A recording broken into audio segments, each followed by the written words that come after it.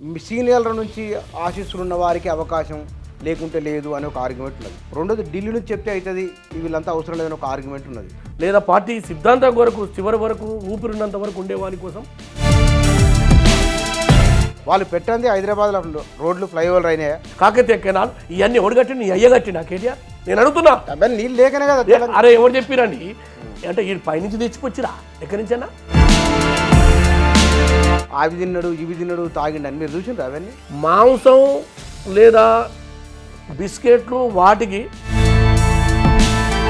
కేసీఆర్కు ఉన్నంత దూరదృష్టి ఒక విజను కాంగ్రెస్ వాళ్ళకు ఉందా? అది కేటీఆర్ యొక్క ఆలోచన ఉండొచ్చు, లేకపోతే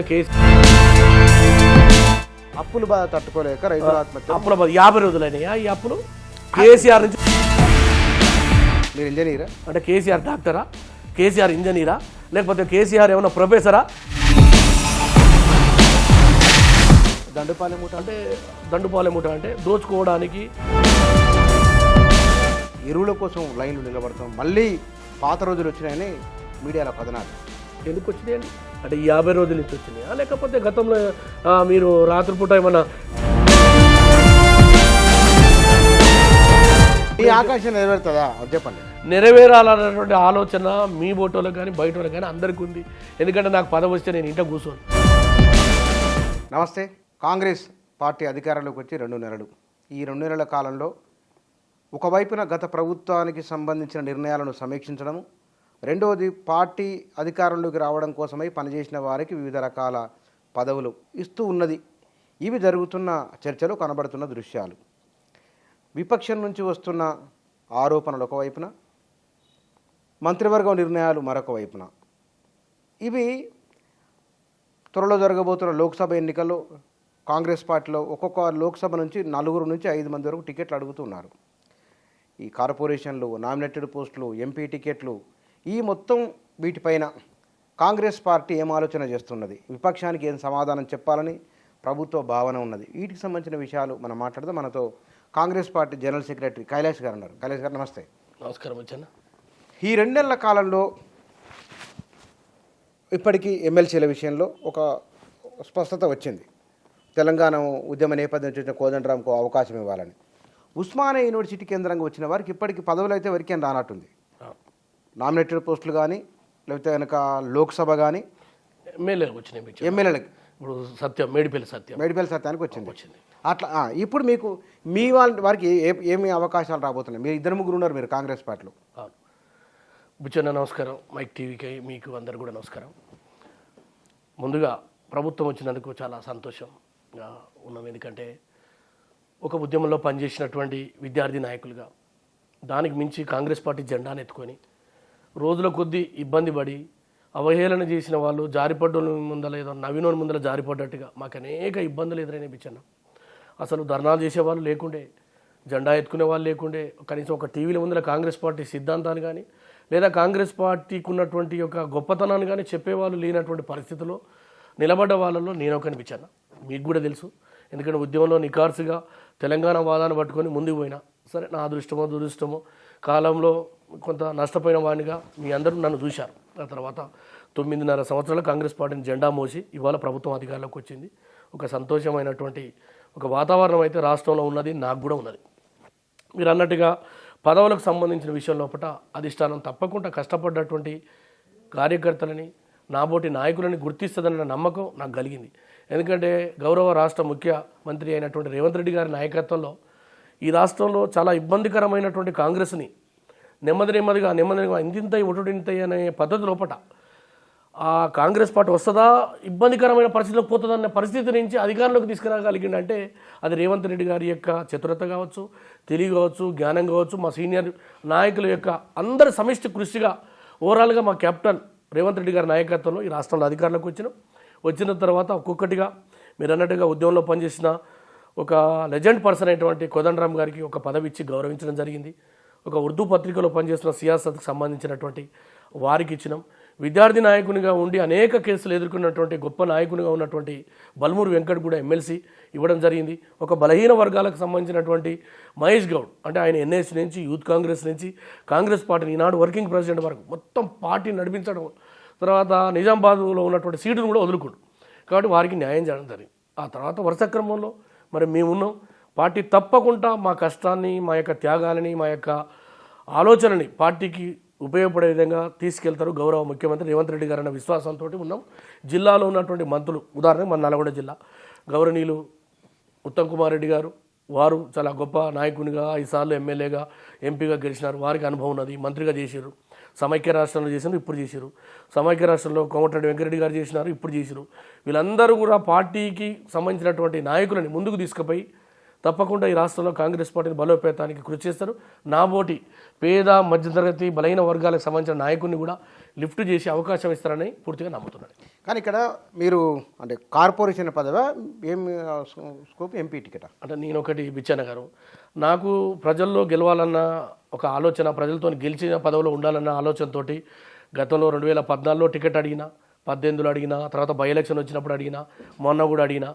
సరే, దానికి ఏ కారణాలు ఏదైనా ఉండొచ్చు కాక, నేను ఫిట్ అయినా కాలేదా, సామాజిక సమీకరణాల, అప్పుడున్న పరిస్థితుల, ఆర్థిక పరిస్థితుల, ఏదైనా కావచ్చు కాక నిరంతరం కాంగ్రెస్ పార్టీలో పని చేసుకుంటూ టికెట్ అడుగుతున్నా. నేనేదో పారాచూటర్ని కాదు, లేకపోతే బయట నుంచి వచ్చి నేను పార్టీలో రాత్రి వచ్చినోని కూడా కాదు. కాబట్టి నాకు అవకాశం ఏమని అడుగుతున్నా. ఇవ్వకపోవడం అధిష్టానం యొక్క నిర్ణయం.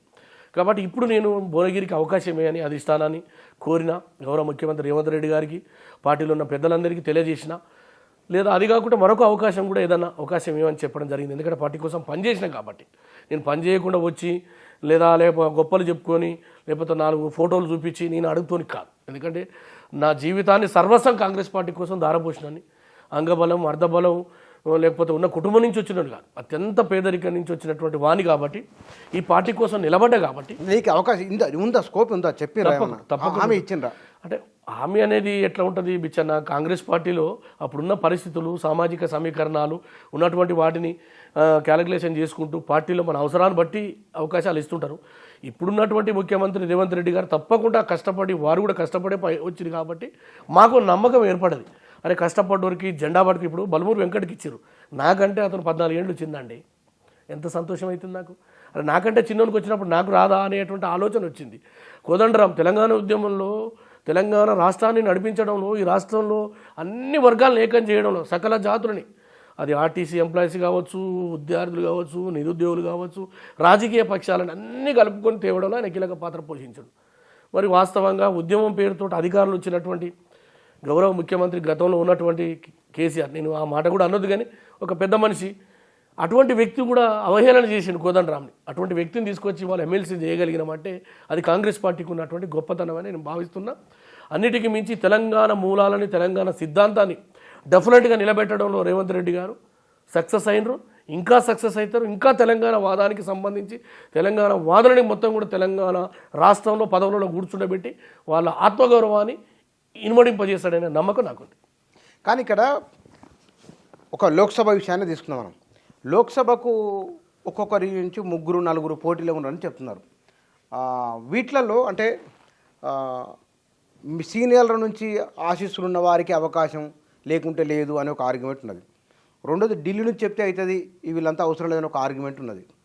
ఎట్లా అంటే ప్రయత్నాలు చేసేవాళ్ళు ఎట్లా చేస్తున్నారు కాంగ్రెస్ పార్టీలో, ఎట్లా ఉంది? బిచ్చన్న గారు, గతంలో మీరు అన్నట్టు మూస పద్ధతిలో కాంగ్రెస్ ఉండే ఒక 10 ఏళ్ల కింద. కానీ కాలక్రమంలో రాహుల్ గాంధీ గారు వచ్చిన తర్వాత ఎన్ఎస్సీఐలో కూడా ప్రజాస్వామ్య పద్ధతిలో సభ్యత్వాలు చేపించి టౌన్ ప్రెసిడెంటు, మండలాధ్యక్షులు, జిల్లా అధ్యక్షులు కూడా ఎన్నికల ద్వారా జరుగుతున్నది.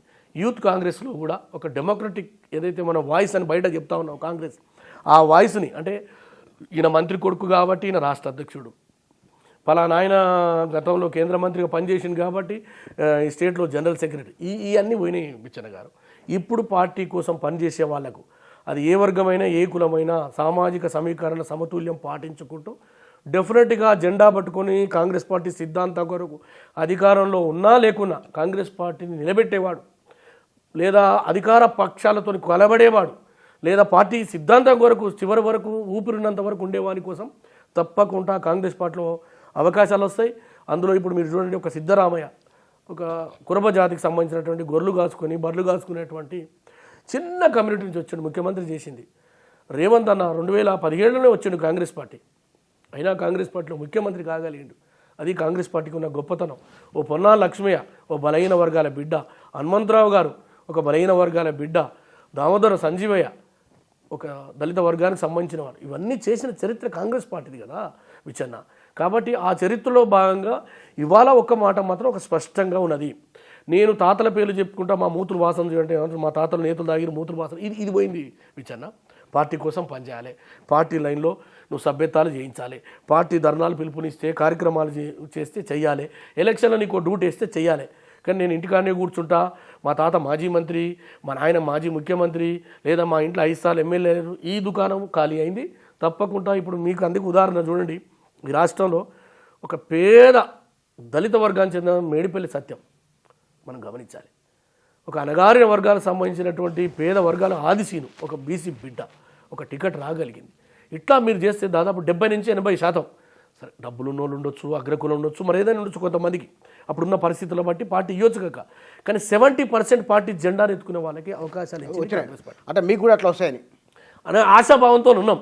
సరే పార్టీ ఇవ్వాలన్నా, పార్టీ నాతో అవసరం ఉందా, లేదా పార్టీకి నేను అవసరం ఉన్నానా లేదంటే పార్టీ డిసైడ్ చేస్తారు తప్ప నా వ్యక్తిగతంగానైతే నా చేతిలో లేదు. కలవాల్సిన అందరినీ కలిసినాం, ఇవ్వాల్సిన వినతులు ఇచ్చినాం. మా జిల్లా మీరు అన్నట్టుగా సీనియర్ నాయకులకు అని చెప్తా ఉన్నారు, వారి ఆశీర్వాదం ఉంది.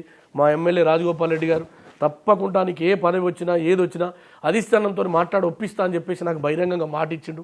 అటు మా జిల్లా నాయకుడు కోమటిరెడ్డి వెంకరెడ్డి గారు కూడా నా ఆశీర్వాదం ఉంటుంది, తప్పకుండా భవిష్యత్తులో మీరు పార్టీ నడపడంలో కీలక పాత్ర వహిస్తారు కాబట్టి, గతంలో ఉన్నా లేకున్నా పార్టీని నడిపిరు కాబట్టి అవకాశం ఇస్తామని చెప్పిండ్రు. ఆ విశ్వాసంతో మాత్రమే నేను ఇవాళ ఇక్కడ బీఆర్ఎస్ నాయకులు అంటే వరుసగా వచ్చి కలుస్తున్నారు కదా పార్టీలోనే, ఎంతమంది వస్తారనే చర్చ జరుగుతుంది బయట సార్. ఇప్పుడు ఒకటి అనైతికమైనటువంటి చర్యలకు పురిగొల్పి రాజకీయాలని కలుషితం చేసి రాజకీయాలను మలినాలకు తీసుకుపోయిందే కేసీఆర్ గారు. 2014 గెలిచిన వాళ్ళని ఏం చేశారు, తర్వాత 18లో గెలిచిన వాళ్ళని ఏం చేశారు, మనమంతా ప్రపంచం చూసింది మనం చూసినాం. కానీ ఇవాళ మేము దానికి గనక ఒకవేళ పాలు పడితే టీఆర్ఎస్ పార్టీ ఖాళీ అవుతుంది చిన్న సమస్య లేదు. రేవంత్ రెడ్డి గారు కనుక కన్నెర్ర చేస్తే నేను చెప్తున్నా మైక్ టీవీ ద్వారా ఇటువంటి కనుక తిక్కమైన మాటలు మాట్లాడి ప్రభుత్వాన్ని అడ్డగోలిగా నీకు ఎటుగడ్డ నోరుంది కానీ మాట్లాడితే ఎస్ ప్రతిపక్షంగా ఉన్నావు, ప్రభుత్వం చేసే తప్పుల మీద విమర్శన చేయి, ప్రభుత్వం చేయలేకపోతే దాని మీద ప్రశ్నించమని అడుగుతున్నాం. గతంలో ధర్నా చౌక్ లేదు బిచ్చన్న, 9.5 సంవత్సరాలు మీకు ధర్నా చౌక్ ఇచ్చినాం, ధర్నా చేయండి, ప్రజల ముందు నిలదీయండి. కానీ అడ్డగోలిగా మాట్లాడుతూ బట్టలు కూడా తీసి కొడతా ఏంటి బ్రహ్మానందం సినిమా ఇదేనా? మమ్మల్ని కొడతానికి నువ్వు బట్టలు ఇప్పుడు తీసుకోవడం ఎందుకు కేటీఆర్ గారు? మీరు ఎందుకు కొడతారు అంటే ఈ రాష్ట్రంలో ఇనుప కంచెలు తీసేసినందుక, లేదు అణగారిన వర్గాలకు సంబంధించిన అనేక మందికి అవకాశాలు ఇస్తున్నందుక, లేదు ఈ రాష్ట్రంలో కాంగ్రెస్ రావడం మీకు ఇష్టం లేదు కాబట్టి ఆ దుద్దతోటి, ఎందుకంటే మీరు ఫ్యూడల్ కమ్యూనిటీ నుంచి వచ్చారు కాబట్టి ఏ వర్గాలైతే మీకు పరిపాలించడం ఇష్టం లేదో మీ చెప్పులు మొయ్యాలి, మీ పల్లకిలు మొయ్యాలి, మీ భజన చేయాలి, ఇటువంటి వాళ్ళు మాత్రమే ఉన్నప్పుడు మాత్రమే మీకు ఇష్టమా? ఒక ప్రజాస్వామ్యాన్ని నిలబెట్టింది కాంగ్రెస్ పార్టీ. ఈ రాష్ట్రంలో ప్రజా గొంతుకలకు అవకాశం ఇస్తున్నాం. కనీసం గద్దర్ అన్నటువంటి ఒక తెలంగాణ యుద్ధ నౌక అటువంటి వ్యక్తిని నువ్వు ఆడ కూర్చోబెట్టిన 2.5 గంటలు ప్రగతి భవన్ పేరు చెప్పుకొని, అటువంటి ప్రగతి భవన్కి ఇలా వేలాది మంది వస్తారు బిచ్చన్న. వాళ్ళ సమస్యలు కన్నీళ్ళు, ఉద్యోగ సమస్యలు, కుటుంబ సమస్యలు, ఆస్తుల సమస్యలు, ఏ అయితే చిన్న సమస్యలు ఉన్నాయో ఆ సమస్యల కొరకు ముఖ్యమంత్రి గారికి అర్జీలు ఇస్తుంటే మేము పరిష్కారం దిశగా పోతా ఉన్నాం. ఒక్కరోజా నిన్నవా ఫామ్ హౌస్లో పండుకుంటివి, మాంసం తింటివి, తలకాయ కూర తింటివి, కానీ ప్రజల తలకాయ తింటివి, చివరికి తింటివి. చాలా మంది చాలా ఫినిష్ ఈ తలకాయ కూర తింటివి, కళ్ళు తాగుతా, ఆడికొస్తా, కురిసేసుకుంటా, వేసుకుంటా, అన్ని పొంకనాల మాటలు చెప్తే లాస్ట్కి వచ్చేసరికి కూలబడితివి. మరి కూలబడ్డట్టు రాదు, ఎందుకు ఉరుకులాడుతున్నావు? ఉరుకురికి పసలు కాస్తే పొద్దు ఊకది ముచ్చన్నా. మాకు 5 సంవత్సరాలు ఇచ్చారు, ఈ మ్యాండేట్ దేనికి ఇచ్చారు? 5 సంవత్సరాలు మేము ఇచ్చినటువంటి గ్యారెంటీని అమలు చేస్తాము. ఇప్పటికే 2 చేసినాము, బస్సుకు కానీ ఇన్సూరెన్స్కి సంబంధించి, ఏది ఆరోగ్యశ్రీ. మేము చెయ్యకపోతే ప్రజలు మా బట్టలు ఉడదీస్తారు కదా, మీకెందుకు బాధ? మీరు ఉడదీయాల్సిన అవసరం లేదు కదా. అంటే ఇక్కడ ఫినిష్. అందువల్ల మీకు ఒక మీకు రాజకీయం కావాలి, మీకు డబ్బులు కావాలి. హైదరాబాద్ చుట్టూ ఔటర్ రింగ్ చుట్టూ భూములు దొబ్బుకున్నారు, లక్షల కోట్లు దొబ్బుకున్నారు. కాబట్టి ఏంటి అహంకారం 100% మీకు చెప్తున్నా పార్లమెంట్ ఎన్నికల లోపు నేనొక్క మాట మనవి చేస్తున్నా, తప్పు చేసిన వారికి శిక్ష తప్పదు. చట్టం ఎవరు చుట్టం కాదు. కేసీఆర్ పల్లకిలు మోసిన ఆఫీసర్లు కానీ, కేసీఆర్తో అవినీతికి అంటగాగినటువంటి అధికారులు కానీ, లేదా కేసీఆర్ బంధువులు కానీ, కేసీఆర్ మంత్రివర్గంలో ఉన్నవాళ్ళు కానీ ఊచలు లెక్క పెట్టవలసింది. ఇది రాసుకోవాలి రికార్డు. తప్పకుండా గొర్రె గుంజుకుపోతాం. అది మీరు కావాలని అలిగేషన్ చేసి చెప్పలేం కానీ నిజాలు ఉన్నాయా? 100% ఉన్నాయన్న. కనపడతలేదు ఆ పిల్లలు ఎట్లా గుళ్ళియో దేని గుళ్ళియో 4 రోజులు అయితే తెలుస్తుంది కదా. ధరణిలో 2,50,000 ఎకరాల భూమి లేకుండా పోయింది. ఎటు పోయిందో బయట పడుతుంది. ఔటర్ రింగ్ రోడ్డు చుట్టూన్నటువంటి భూములలో ఎన్ని మాయమైనవి. అసంటి భూములు ఎస్సీ ఎస్టీలకు ఆనాడు ఇందిరమ్మ, పివి నరసింహారావు, రాజీవ్ గాంధీ, రాజశేఖర్ రెడ్డి అందరూ మంచి పెట్టినటువంటి భూములని భయపెట్టించి గుంజుకున్నారే. అవన్నీ బయటకు వస్తూ ఉన్నాయి కదా. అందుకే కదా గుమ్మడికాయలు దొంగ ఎవరంటే భుజాలు నడుపుకుంటుంది కేటీఆర్, అడ్డగోలిగా మాట్లాడుతుంది. నోరాది మోరే అని అడుగుతున్న కేటీఆర్కి. చదువుకున్నవా, గాడిదలు కాసినవా? ప్రభుత్వము ఎవరింటి చుట్టం కాదు, నీ ఇంటి చుట్టం కావచ్చు. ఆ రోజు తొత్తులుగా మార్చుకోవచ్చు. ఆ రోజు నువ్వు అధికారులని భయపెట్టించి వాళ్లకు కుక్కలకు బొక్కలేసినట్టుగా వాళ్ళని కొంతమందిని చేయొచ్చు. కానీ కాంగ్రెస్ పార్టీ అట్లా చేయదు. ఇప్పుడు ముఖ్యమంత్రి గారు చెప్పినారు, రేవంత్ రెడ్డి గారు, ఏ ఒక్క సిఫారసు అవసరం లేదు. ఎస్ఐలు కానీ, డిఎస్పీలు కానీ, ఎంఆర్ఓలు కానీ, కలెక్టర్లు కానీ మొత్తం పనిచేసే వాళ్ళకు అవకాశం ఏమని చెప్పేసి ముఖ్యమంత్రి గారు చెప్పిండ్రండి ఆ ఫస్ట్ క్యాబినెట్ సమావేశంలోనే. కాబట్టి అది మా యొక్క నిబద్ధతకు నిదర్శనం. కానీ పొంగనాల పోసేగాడు తొడగోసుకుంటా అని ఎక్కడ పోయినావా మెడగోసుకుంటా, దళితుని సీఎం చేస్తా, 3 ఎకరాలు, డబుల్ బెడ్రూము, మైనార్టీలకు 10%, గిరిజనులకు 12% రిజర్వేషన్లు, ప్రపంచ అంతర్జాతీయ గుర్తింపు కట్టడాలు ఎవరికి ఇచ్చిండు? ఇప్పుడు ఉన్నది ఇప్పుడు ఇవన్నీ అవేనా? హైదరాబాద్ ఉన్నాయి డబల్ బెడ్రూమ్లు, మా ఊళ్ళోనైతే మొత్తం అవే. మేమైతే పాత ఇండ్లన్నీ కూడా కొట్టుకొని రెడీగా ఉన్నాం. ఏం లేదు. ఇక కేసీఆర్ గారిది ఒక్కటే తక్కువ ఉంది, ఏంటంటే పంచపరమాన్న భక్షాలు టొంగుటుయాలు వేసుకొని ఉగాలి. నెక్స్ట్ అదే ఉంది. ఇక ఏం లేదు. తెలంగాణ ఉన్న రాష్ట్రాన్ని అప్పులప్పాలు చేసిన 7.5 లక్షల కోట్లు. ఇక ఇంటికొక చిప్ప, మనిషికొక బొచ్చ. ఏది సినిమాలు ఆడుకుంటారు కదా అలీగఢ్ బబ్బని, అదే తెలంగాణని చేసిపోయింది తప్ప తెలంగాణలో ఏం లేదు బిచ్చన్న. వనరులు దోసుకుర్రు, నీళ్లు పేరుతో దోపిడీ జరిగింది, నిధుల పేరుతో అంత దోపిడీ 100%.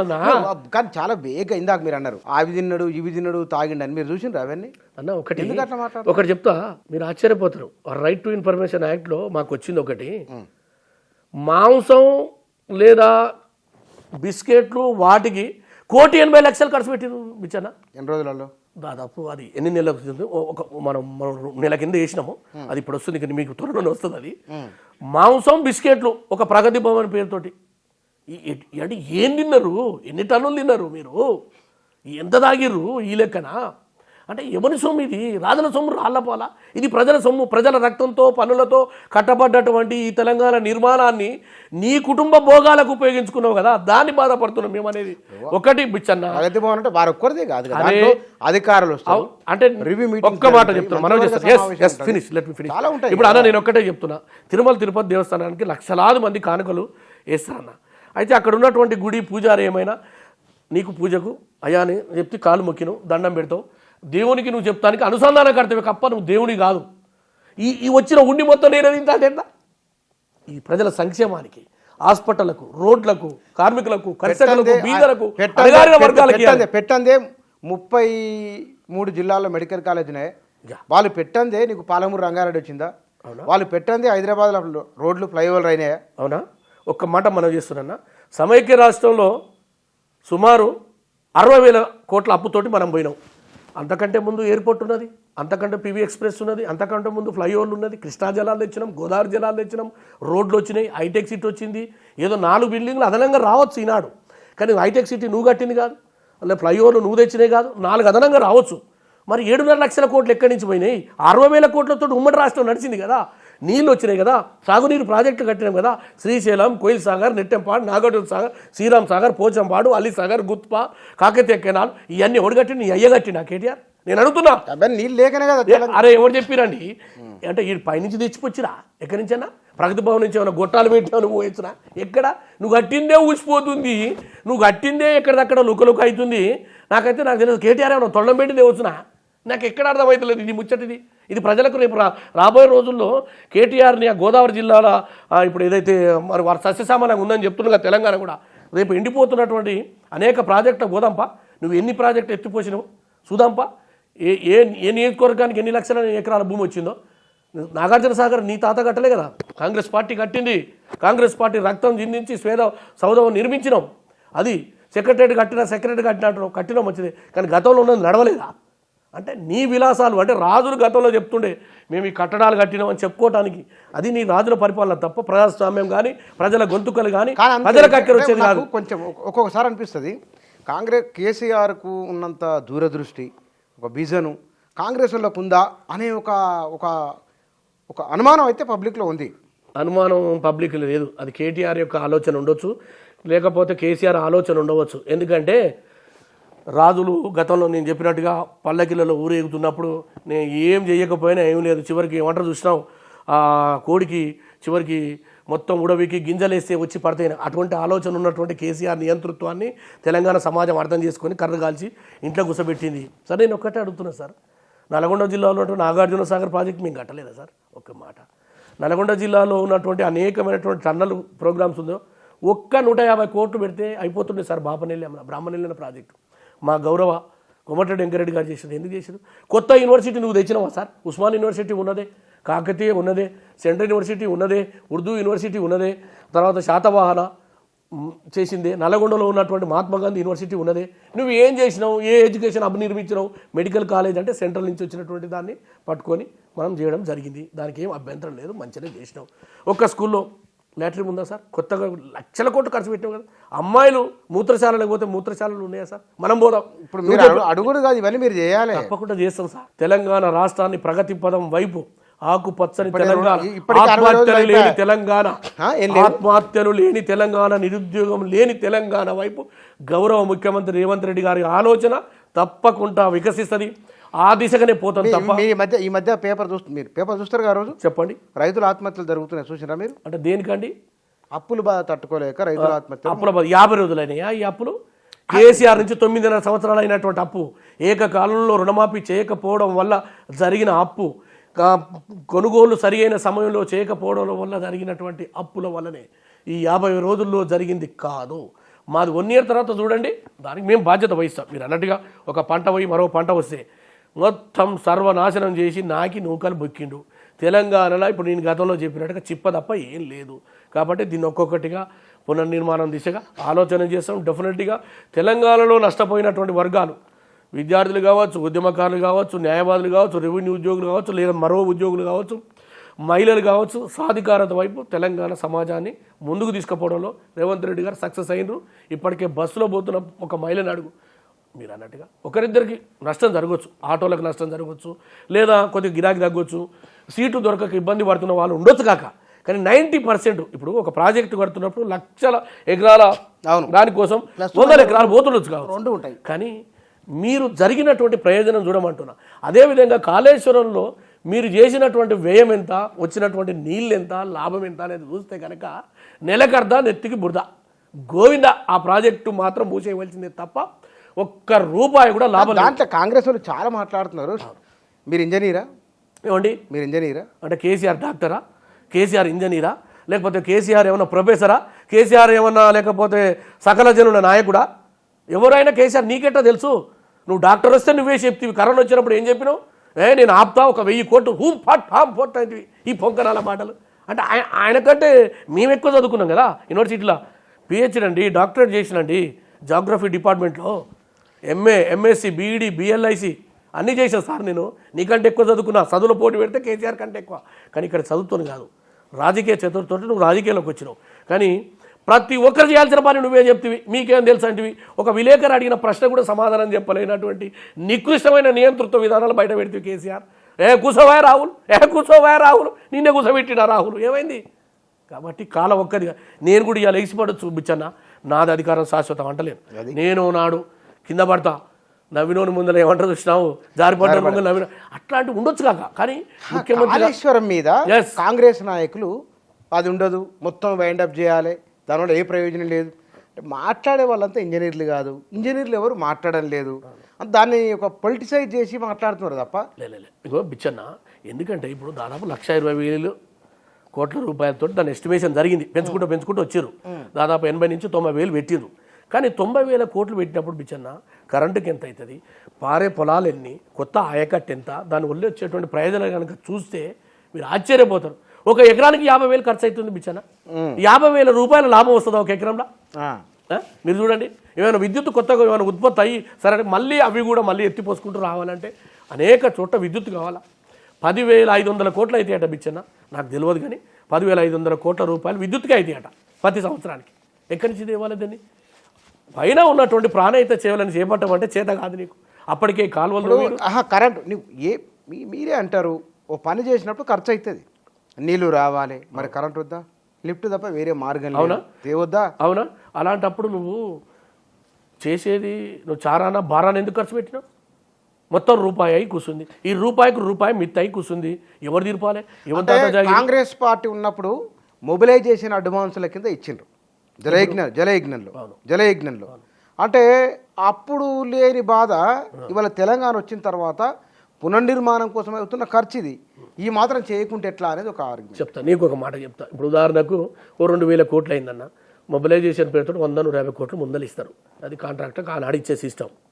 కానీ ఇప్పుడు మల్టీనేషనల్తో పోటీ పడుతున్నటువంటి కంపెనీలను మీరే తయారు చేసి ఎలిజిబుల్ క్రైటీరియాలు మీరే పెట్టి 10,000 20,000తో అయ్యేదాన్ని నువ్వు ఫస్ట్ 10-15 వేలకు ఇచ్చినావు. మళ్ళీ అంచనాలు పెంచుకుంటూ పోతే ఈ 15,000ని 5 ఏళ్ల లోపే 30,000 చేస్తుంది. అంత ఉత్పత్తి అంత సామర్థ్యం ఉన్నటువంటి దాన్ని తెలంగాణ కాంట్రాక్ట్కి ఇచ్చినవా? ఎవరికైనా తెలంగాణ కాంట్రాక్టర్ని ఇన్వాల్వ్ చేసినవా? బొచ్చడున్నాయి కదా తెలంగాణకు సంబంధించినటువంటి వాళ్ళు కూడా. సుషి ఇన్ఫ్రా ఉన్నది, మరొకటి ఉన్నది. నాకు పేర్లు తెలియదు, కాంట్రాక్ట్ నాకు సంబంధం లేదు. కానీ మెగా కృష్ణారెడ్డినే తెలంగాణని మొత్తం దోసుకుందే ఆంధ్రోడు అంటివి. ఆ ఆంధ్రోని తీసుకొచ్చి కాంట్రాక్ట్ని చేస్తేవి, ఆంధ్రంతోనే ఎత్తిపోతల పథకాలు పెడితివి, ఆంధ్రంతోనే ఇంజన్లు చేపిస్తేవి, ఆంధ్రోలతోటే రోడ్లు వేపిస్తేవి. ఏంటిది నువ్వు చేసింది తెలంగాణకు? నువ్వు తెలంగాణ అస్తిత్వం మీద ఏర్పడి తెలంగాణకు ఎందుకు ఇంత ద్రోహం చేసాం అనేదే బాధ, అంతే తప్ప ముఖ్యమంత్రి గారు పరిపాలించడం, ఆయనకి ఇచ్చిరు మ్యాండేటరీ ప్రజలు, ఆయన చెయ్యాలి ఆ బాధ్యత తప్పకుండా అనేది మా బాధ. కేటీఆర్ ఈ రేవంత్ రెడ్డి 100 ఫీట్ల లోతున పెడతాన దానికి ఆయన తిరిగి చాలా స్ట్రాంగ్ కౌంటర్ ఇచ్చింది. చూసినా మీరు? చూసినవాడి అంటే అట్లా అనుకోవడం ఎందుకు కానీ మరీ అంత? సార్, ఇప్పుడు మొదట తెరలేపింది వాళ్ళు, రెచ్చగొట్టేది వాళ్ళు. ప్రభుత్వంలో ఉన్న వాళ్ళు మేము బాధ్యతగా ఉండాలనేది మొదటి నుంచి ముఖ్యమంత్రి రేవంత్ రెడ్డి గారు మాకు ఇచ్చినటువంటి సందేశం కానీ మాకు ఇచ్చినటువంటి ఆజ్ఞ కానీ. కాబట్టి మేము ఇప్పుడు ఏకాకిన మళ్ళీ పాతవి తోడుకుంటే ఏమొస్తుంది? మనం ప్రభుత్వంలో ఉండి బాధ్యతగా ప్రభుత్వాన్ని పారదర్శకత నడుపుకుంటూ తప్పులు లేకుండా గతంలో ప్రభుత్వాన్ని మనం విమర్శించినాం కాబట్టి మనం అటువంటి విమర్శలకు గురి కావద్దని మాకు చెప్తున్నారు లోపల. రాష్ట్ర కార్యవర్గ సమావేశాలు కావచ్చు, లేదా టీవీలోకి వెళ్ళే మాబోటోలకు కానీ అందరి అధికార ప్రతినిధులకు కానీ చెప్తాడు. ఏం చెప్తా ఉన్నాడు? మనం వారి జోలికి వెళ్ళొద్దు, ప్రభుత్వంలో తప్పులు ఉంటే సరిదిద్దుకోవడానికి అవకాశం ఇచ్చినట్టు విమర్శను ముందుకు తీసుకుపోదాం, భవిష్యత్తులో ఇటువంటి పునరావృతం కాకుండా ముందుకు వెళ్దాం, వ్యక్తిగతమైన విమర్శలకు మనకు అవకాశం లేదు. ఎందుకంటే బాధ్యత మనది, ప్రభుత్వం మనది, ప్రజలు మనల్ని చూస్తారు. ఎందుకంటే ప్రతిపక్షం నుండి వాళ్ళు ఏమైనా మాట్లాడవచ్చు, కానీ అవన్నీ గడిచిపోయినటువంటి కాలం. కాబట్టి ఈ ప్రభుత్వాన్ని ముందుకు తీసుకుపోవడానికి అవకాశాలు ఎక్కడెక్కడైతే ఉంటాయో మెరుగుపరుచుకుంటూ ముందుకు పోదాం అని చెప్పేసి మాకు చెప్పిండ్రు. అట్లనే మేము పోతున్నాం తప్ప వ్యక్తిగతంగా మేము ఏ రోజు కూడా నపుంస రాజకీయాలు లేకపోతే బట్టలిప్పి కొడతా మరొకటి మాట్లాడింది వాళ్ళు మాట్లాడారు. నోరు తెరిస్తే అంటే ఒక ప్రభుత్వాన్ని రెచ్చగొట్టడం, తద్వారా రాజకీయంగా లబ్ధి జరుగుతున్నట్టు దురాశతోటి ఉన్నాడు. ఎందుకంటే వాళ్ళకి ఒక దండుపాల్యం ముఠా ఉన్నది వారి వెనుక, ఒక అబద్ధాల పునాదుల మీద. దండుపాలెం ముఠా అంటే దండుపాలెం ముఠా అంటే దాచుకోవడానికి ఉన్నటువంటి ఒక ముఠా ఉంటుంది వాళ్ళ వెనుక. ఎవరు? అందులో మంత్రులు ఉన్నారు, మాజీ అధికారులు ఉన్నారు. మనం చూస్తలేము సార్, మన పట్టుబడ్డది బాలకృష్ణ, ఎవరిది అంతా? కేటీఆర్దేనా అంతా సొమ్ము అంతా ఎవరిది? తర్వాత సోమేష్ కుమార్ భార్య పేరు మీద 25 ఎకరాలు. ఇవన్నీ ఏంటివి సార్? ఇంకా చాలా ఉన్నాయి. తిమింగలాలు ఎక్కడెక్కడున్నా మా ముఖ్యమంత్రి గారు బయటికి తీస్తాడు, వలేసి పడతాడు, వాళ్ళందరినీ జైలుకు తోలుతాడు. అందుకే వీళ్ళకి భయం. కాబట్టి దీన్ని రాజకీయంగా తీసుకుపోవాలి అంటే ఏంది? మొగని కొట్టాలి, మొగిసాలకు ఎక్కాలి, శివలింగం మీద తేలు. గతంలో తెలంగాణ అంటే నడిచింది అనుకుంటుడు, తెడ్డు కూడా నడవదిడా. తెలంగాణ అనేటువంటి అంశాన్ని బొందబెట్టి బీఆర్ఎస్గా మార్చి భస్మాసురాస్త్రం పెట్టుకున్నావు నువ్వు. కాబట్టి తెలంగాణలో బీచానం ఎత్తుకుంటావు. ఇంకొక 100 రోజుల తర్వాత టీఆర్ఎస్ పార్టీ మీరు అందరూ లైన్లో నిలబడాలి బెబ్బెబ్బెబ్బే అనుకుంటా. కాబట్టి ప్రజలు టీఆర్ఎస్ కాబోతుంది త్వరలో అని ఏదైనా పెట్టుకో. ఇప్పుడు ఒకటండి, ఒకటి నక్క అనుకుంటుందట, అబ్బా నేను పుల్లి ఎక్కున్నా, నేను చారాలు పెట్టుకుంటే నువ్వు అవుతావా? అయ్యపోతుంది, నీ పనే అయిపోయింది. ప్రజలు మాకు తీర్పు ఇచ్చిర్రు, పరిపాలిస్తాము, ప్రజలకు ఇచ్చినటువంటి వాగ్దానాలు నిలబెట్టుకుంటాము. తప్పు చేస్తే మమ్మల్ని శిక్షిస్తారు 100% కదా. ఎవరమైనా అంతే కదా సార్. ఇప్పుడు మీరైనా మేమైనా కొంతవరకు క్రైటీరియా పెట్టుకుంటాం, వీడి వరకు చేయాలని. ఆడి వరకు మేము చేయలేకపోయినాం అనుకో, ప్రజలకు ఎందుకు చేయలేదు కూడా చెప్తాం. కానీ మీ లెక్క దళిత వర్గాల నుంచి తీసుకుపోయి చివరికి వచ్చేసరికి దళిత బంధువు పేరుతోటి దళితునికి గోస్తిరి. ఇది సమాజం మర్చిపోయిందా? 3 ఎకరాలు లాంటివి అది వాయే. ఆ తర్వాత ఇంటికొక ఉద్యోగం అది దేవుడు ఎరుగు. ఆ తర్వాత ఉద్యమకారులకు సంబంధించింది ఏదో మన్ను మశానం వంటివి అది వాయే. అణగారిన వర్గాల నాయకులు అవహేళన చేస్తేవి, మందకృష్ణ మాదిగ లాంటి ఒక పర్సన్ కూడా జైల్లో పెడితివి, గద్దర్ని అవమానిస్తేవి, కోదండరావుని ఎక్కిరిస్తేవి. ఇంత అహంకారమా సార్ మీకు? ఎవరి త్యాగం అండి? నేను అడుగుతున్న ఒక్కటే సూటి ప్రశ్న నా గుండెలో రగులుతుంది. ఒక ఉద్యమకారునిగా ధర్నాలు చేసి, రాస్తారోకలు చేసి, జీవితాలను పోగొట్టుకొని, ఆస్తులను పోగొట్టుకొని, టీఆర్ఎస్లో ఉన్నవాళ్ళు కానీ, మేము కానీ, బయట ఉన్నవాళ్ళు కానీ అనేక త్యాగాలతోటి రోజుల కొద్దీ నా తెలంగాణ అరిచి, కాకపోతే నువ్వు పూజారు లెక్క ముందరుండొచ్చు కాక, కానీ పలారం నువ్వే తింటావు, గుడి దొంగతనం నువ్వే చేస్తావు, గుడి మింగుతావు, ఉండిని ఎత్తుకపోతావు. ఇది కేసీఆర్ ఆలోచన. కాబట్టి ఈ సమాజం నిన్ను క్షమించదు. అందుకే నిన్ను తొక్కిరు పాతాళం. ఇది ఇప్పటికైనా బుద్ధి తెచ్చుకొని ప్రభుత్వానికి సహకరించి ప్రభుత్వం చేస్తున్నటువంటి అనేక కార్యక్రమాలకు మీరు తోడ్పడండి. ఎప్పుడైనా తప్పు చేస్తే డెఫినెట్గా మేము అంగీకరిస్తాం. ఇంకో ఈ తప్పు అయిందనుకో సవరించుకుంటాం. మేము రాజకీయ నాయకులమయా? మేము ఏమైనా బేసిజాలకు పోతామా? నీ లెక్క ఒక వ్యక్తి మీద కోపంతో ఉప ఎన్నికలు తీసుకురాం. రాజేందర్ని బయటికి దంతివి, మాదిగ సామాజిక వర్గానికి సంబంధించినటువంటి రాజేని గోచూడ వ్యక్తివి. ఆ తర్వాత మమ్మల్ని నిన్న మాట్లాడుతుండు కేటీఆర్. కొంచెం సిగ్గన అనిపించలేదా బిచ్చన? మైనార్టీలకు సంబంధించి రిజర్వేషన్లు తీసుకొచ్చి లక్షలాది మంది ఇంజనీర్లను, డాక్టర్లను, ఉద్యోగస్తులను చేసి మంత్రివర్గంలో అవకాశం కల్పించింది మేము. పాపం మమ్ముదలిని ఏదో దట్టి కట్టిడని చెప్పేసి ఉప ముఖ్యమంత్రి ఇచ్చి లోపలనేమో నువ్వు సమీక్షా సమావేశం పెడతావు శాంతి భద్రతల గురించి, మమ్మదాలినేమో బయటికి తంతావు. ఎక్కడ ఇది ఏంటిది? ఇది ప్రపంచంలో ఉందా? మీకు తెలుసా? మీరు ఉన్నారు ఆ రోజు అక్కడ? టీవీలో వచ్చింది బిచ్చన బ్రేకింగ్ న్యూస్. మహమ్మద్ అలీకి పరాభం, అవమానం, వెను తిరిగిండు, లోపలికి రాణిస్తలేడు. అరే ఈటర్ రాజేందర్ చెప్పిండు కదా, మేము ఉట్టిగా లోపలికి పోయి నువ్వు వేస్తుంది దండవన్న పెడతావు, ఇజ్జత్ చేయకూడదు అని అడగలేదా? ఇది కాదా నిజం? మంత్రివర్గ సహచరుడు కదా గతంలో ఉండి, మీ ఎంబటి ఉన్నోళ్ళు కూడా. కాబట్టి ఇటువంటి క్రూరమైన, నీచమైన ప్రజాస్వామ్య వ్యతిరేక కార్యక్రమాలకు పాల్పడి ఒక దండుపాల్య ముఠాని మళ్ళీ చెప్తున్నా, తెలంగాణకు పట్టినటువంటి శని దండుపాల్య ముఠా కేసీఆర్ కుటుంబం. కేసీఆర్ని మొత్తం హస్తగతం చేసుకొని పీల్చి పిప్పి చేసి లక్షల కోట్లు దోచుకున్నటువంటి దోపిడీదారులకే ఈ అసహనం వస్తుంది తప్ప ఇప్పటికిప్పుడుగా వాళ్ళకు బుద్ధి రాదు. మళ్ళీ పార్లమెంట్ ఎన్నికల్లో ఓడిపోతారు. మీరు అక్కడ మీరు గమనించలేదు, నేను నమస్తే తెలంగాణలో కొన్ని చూసిన ఎరువుల కోసం లైన్లు నిలబడతాం, మళ్ళీ పాత రోజులు వచ్చినాయని మీడియాలో కథనాలు. ఎందుకు వచ్చినాయండి?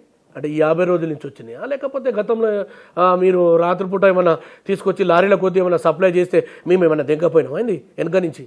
అది కేంద్ర ప్రభుత్వం నుంచి వచ్చేది సార్. అది ఆ కేంద్ర ప్రభుత్వం వచ్చినప్పుడు ఆ ఎరువుని పంపించేసే బాధ్యత రాష్ట్రానికి ఉంటుంది. ఇప్పుడు ఏంటి సార్, మనం బియ్యం ఇస్తాం, బియ్యం ఇచ్చింది ఏంటిది? కేంద్ర ప్రభుత్వం ఇస్తుంది, మనం పంపించేయాలి. డిస్ట్రిబ్యూషన్ బాధ్యత మనది ఉంటుంది, మనకు సంబంధం ఉండదు అలా. అది ఇప్పుడు కొనుగోళ్ళు వాళ్ళు చేస్తారు, ఎఫ్సిఐకి ఇస్తారు, ఆ ఎఫ్సిఐ నుంచి రాష్ట్రాలకు మళ్ళీ ఏ రాష్ట్రానికి ఆ రాష్ట్రానికి ఇస్తారు. అట్లనే ఎరువులు కూడా మనకు సంబంధించింది లేదు, అది కాంగ్రెస్ సంబంధం కాదు. సెంట్రల్ నుంచి వచ్చేటువంటి ఎరువులని రాష్ట్ర ప్రభుత్వం సహకార సంఘాలు లేకపోతే మా కోఆపరేటివ్కి సంబంధించినట్టు ఉన్నాయి కదా, వాటి ద్వారా పంపిణీ చేస్తాం తప్ప మేము చేయలేదు.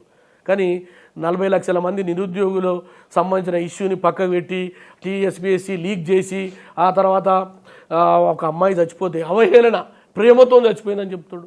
ఇదానండి ఒక మంత్రిగా పనిచేసి బుద్ధి జ్ఞానం లేదా? నేను ప్రపంచంలో మోతవరిని, నేను మొనగాన్ని, దావుసు పోయి అన్ని తెచ్చినా ఇన్ని తెచ్చినా అని మాట్లాడి నువ్వు కనీసం నిరుద్యోగులు చచ్చిపోతే బాధతోటి సానుభూతితోటి బిడ్డ మీరు చచ్చిపోకురి, నా ప్రభుత్వం ఉంది, నేను కాపాడుతా నేను అని చెప్పాలి. మాట్లాడిన తర్వాత ఏం మాట్లాడాడు అంటే రాష్ట్రం అంతా నీకు తిరుగుబాటు చేసి నీ బొమ్మలు గాలబెట్టి నేను బొంద పెడతాను సిద్ధమైనాక తప్పైందంటే ఇది ఎట్లుంది చెప్పనా? 100 పిల్లులు ఏమంటారు చూసినా, 100 ఎలుకలు తిని పిల్లి తీర్థయాత్రకు పోయిందట. అటువంటి దోపిడీదారుల సామాజిక వర్గానికి చెందిన మిమ్మల్ని ప్రజలు క్షమించరు. మీరు ఇలా అసహనంతో బాధతోటి మీకు అధికారం పరమావధి తప్ప పేద ప్రజల సంక్షేమం కానీ అణగారిన వర్గాల ఆత్మగౌరవం కానీ వారికి కూడా ప్రజల్లో చాలా మద్దతు ఉన్నది. కేవలం 2% లోపే ఓట్ల తేడాతో కాంగ్రెస్ బీఆర్ఎస్ మధ్య ఓటమి ఏదో వాళ్ళకు ప్రజా మద్దతు లేనదంట్లు వారు మొత్తం ప్రజలకంతా వ్యతిరేకం చేసినట్టు మీరు మాట్లాడుతున్నారు. అంటే నేను ఏమంటానంటే ఇప్పుడు 545 సీట్లు ఉన్నాయి లోక్సభలో, సగం ప్లస్ ఒకటే వస్తేనే అధికారం వస్తుంది.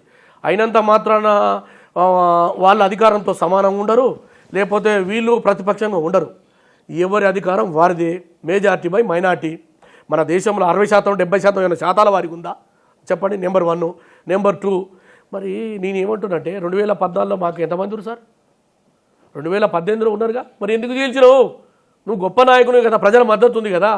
తర్వాత స్థానికంగా గెలిచినటువంటి సర్పంచ్లని, కార్పొరేట్లో ఉన్నటువంటి కార్పొరేటర్లని, తర్వాత కౌన్సిలర్లని, ఎంపీపీలని, జెడ్పీటీసీలని ఎందుకు కొన్నావు? బుద్ధి లేదు నీకు?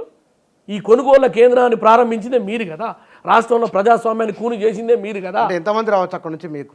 ఖచ్చితంగా చెప్తున్నాండి, మేము దర్వాజ ఓపెన్ చేస్తే ఇప్పుడు అలా 39 ఉన్నాయి కదా, 9 మిగులుతారు, 30 పోతారు. 9 అలా నెంబరు, మా నెంబర్ కాబట్టి మేము 9 ఎవరెవరు? 30 మంది వదిలే 9 ఎవరో చెప్తే ఇక ఉంటారు. సోకాడు రావులు అంత ఉంటారు, ఓలరు హరీష్ రావు, కేటీ రావు, ఇంకెవరన్నా ఇంకా రావులు ఆళ్ళు ఉంటే ఇంకొంతమంది ఎవరన్నా బినామీల పేర్లతో ఉన్నారుగా, వాళ్ళందరూ ఉంటారు. మిగతా వాళ్ళు 30 మంది వస్తారు గ్యారంటీ చెప్తున్నా. కానీ రేవంత్ రెడ్డి గారు, గౌరవ ముఖ్యమంత్రి గారు ఒక ఆలోచన ఉన్నది. మనం ఇప్పుడే తొందరపడి వాళ్ళని తీసుకోవద్దు. ఎందుకంటే ఇక్కడున్న కార్యకర్తల మనోభావాలని పరిలోకి తీసుకోవాలి. గతంలో మనం విమర్శించినాం కాబట్టి మళ్ళీ మన మీద ఒక విమర్శ వస్తుంది కాబట్టి పొలిటికలైజేషన్ వైపు మనం పోవద్దు.